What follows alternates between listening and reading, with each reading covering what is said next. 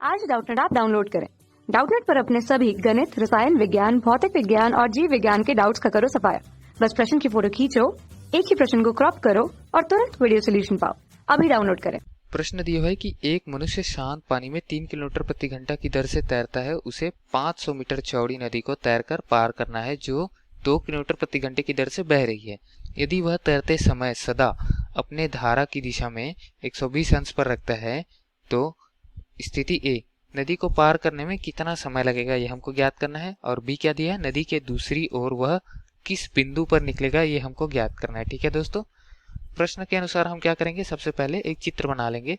तो चित्र में मैं मान लेता हूं कि ये एक नदी है और क्या दिया हुआ है हमको, नदी 500 मीटर चौड़ी है। तो नदी की चौड़ाई हम दर्शा देते हैं।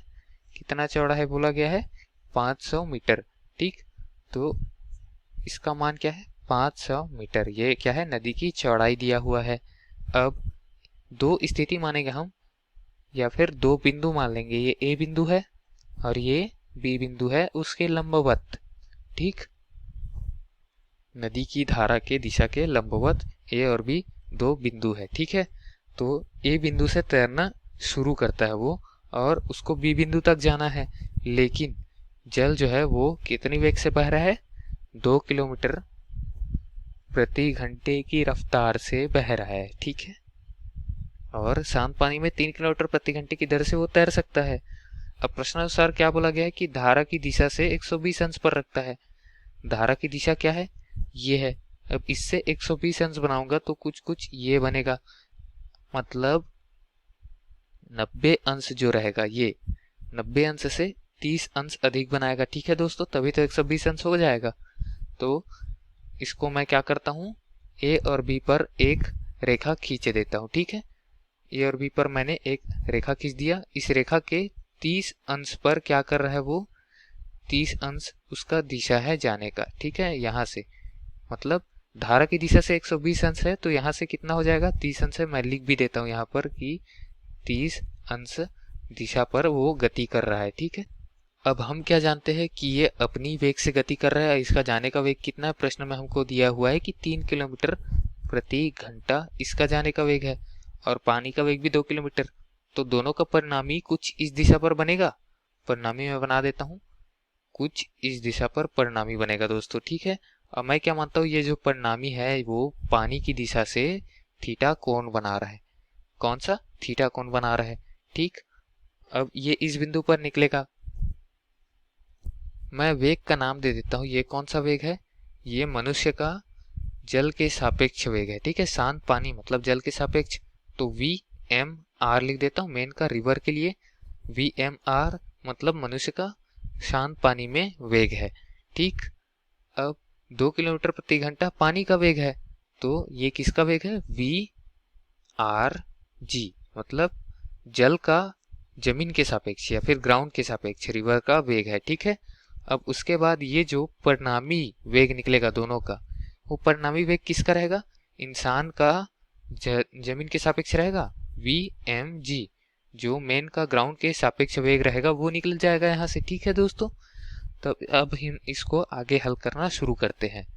ए भाग देखते हैं, समय की गणना करनी है। ठीक है, तो समय की गणना करने के लिए हम क्या लेंगे, हमको क्या मालूम है कि जो सदिश है वी एम जी जो मैंने यहाँ पर बनाया है परिणामी, वो परिणामी सदिश क्या होगा, इन दोनों सदिशों के योग के बराबर होगा ये सदिश और इधर जो बह रहा है ये, इसको मैं यहाँ बना लेता हूँ कुछ इस जगह पर। ठीक है, ये शून्य दिशा पर है तो इसको मैं यहाँ पर कुछ इस तरीके से बना लेता हूँ और इसका मान क्या लिखूंगा, इसका मान है 2 किलोमीटर प्रति घंटा और ये क्या चीज है, ये है वी आर जी, मैंने यहाँ पर लिखा हुआ था। ठीक, इसको मैं यहाँ से मिटा देता हूँ, यहाँ लिख देता हूँ।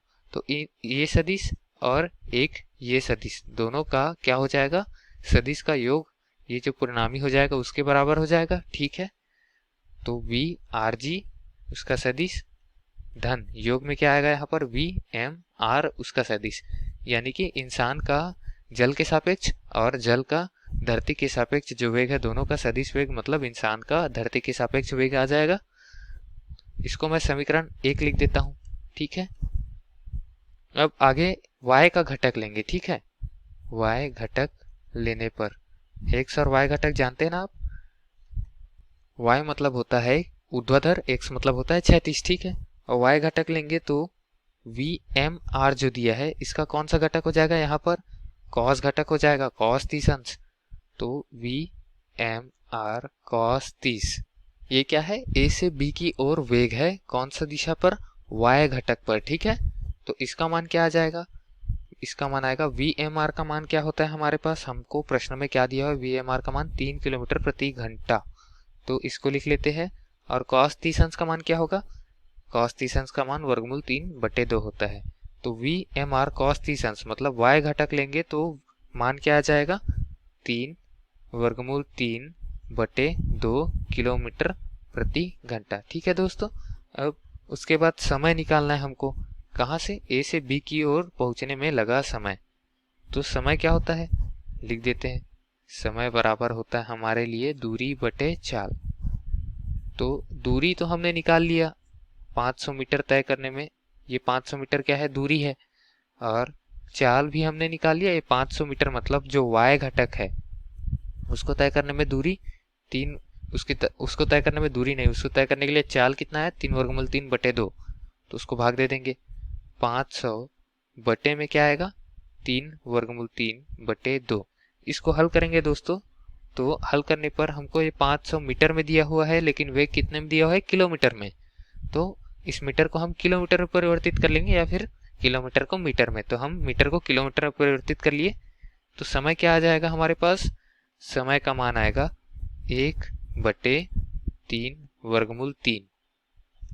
हल करने पर इसका मान लगभग कितना आएगा, 0.2। अब यहाँ पर हमने मात्रक में किलोमीटर प्रति घंटा लिया था, ऊपर किलोमीटर, तो किलोमीटर से किलोमीटर कट गया और यहाँ पर बचा क्या, घंटा। तो 0.2 घंटे का समय जो है वो लगेगा उसको, ए से बी की दूरी या फिर नदी को पार करने में, यहाँ पहुंचने में लगा समय, ठीक है दोस्तों। यही हमारा उत्तर है दिए गए भाग के लिए, भाग ए के लिए, प्रश्न के लिए। अब प्रश्न का भाग बी क्या पूछ रहा है हमको, किस बिंदु पर निकलेगा, मतलब ये बिंदु हमसे पूछा गया है, ठीक। तो भाग बी हम हल कर लेते हैं। अब भाग बी के लिए हम क्या लेंगे, समीकरण 1 की ओर आप देखिए अगर, तो भाग बी में हम ले लेंगे x घटक, ठीक है। नीचे लिख देते हैं x घटक लेने पर, तो x घटक लेंगे। समीकरण 1 में हम देखें या फिर चित्र में हम देखें, वी एम जी का x घटक क्या होगा, यहाँ से लेकर यहाँ तक की दूरी होगी, ठीक है। ये हमको ज्ञात करनी है, ठीक। तो यहाँ से लेकर यहाँ तक की दूरी मतलब वी एम जी एक्स क्या होगा, इन दोनों का परिणामी होगा x घटक का। इसका x घटक क्या होगा, इसका x घटक होगा cos 0 अंश के साथ गुना होकर, मतलब 1 के साथ, यानी कि पूरा का पूरा 2 किलोमीटर प्रति घंटा, ठीक है। और इसका x घटक क्या होगा, इस दिशा पर होगा, इस दिशा पर होगा मतलब नकारात्मक पर होगा। और ये ऊर्ध्वाधर के साथ कोण बना रहे हैं, मतलब क्षैतिज का घटक इसका क्या हो जाएगा, साइन कोण हो जाएगा, ठीक है, साइन 30 अंश हो जाएगा।